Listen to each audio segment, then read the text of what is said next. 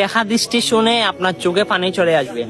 হযরত উমর দেখে আমার রসুলের ঘরে গিয়ে আমার রসুলের ঘরটা এতটুক ছোট এবং সেখানে রয়েছে হযরত মাইশা সিদ্দিকা রাদিয়াল্লাহু তাআলা আনহু।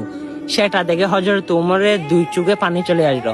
বলে, ইয়া রাসূলুল্লাহ, আপনার বিছানার মধ্যে কোনো বালিশ নাই, কোনো চাদর নাই, আপনি কিভাবে জীবন যাপন করেন? আপনাকে সবগুলোর ব্যবস্থা কি আমি করে দেব? তখন আমার রসুল বলেন, হে উমর, আমার এগুলোর দরকার নাই, আমার দুনিয়ার শান্তির দরকার নাই, আমার শান্তি হচ্ছে আখিরাতের। এবং আমার রসুল বলে, আমার যারা গরিব উম্মত হবে তারা কষ্ট পাবে আমি ধনী হিসাবে পড়লে। আমি যদি আল্লাহর কাছে ফরিয়াদ করি, উহুদের পাহাড় স্বর্ণের পাহাড় হয়ে যাবে, আমার ঘরে চলে আসবে। কিন্তু আমি সেটা চাই না, আমি চাই আমার গরিব উম্মতদেরকে খুশি রাখার জন্য। দেখেন আপনার জন্য আমার নবী কতভাবে বেবে গিয়েছে, আপনি সেই নবীর জন্য কি করতেছেন? সেই নবীর লেবাস কোথায়, সুন্নত কোথায়? সেই নবী যে 5 ওয়াক্ত নামাজ দিয়েছে, সেই নামাজ কোথায়?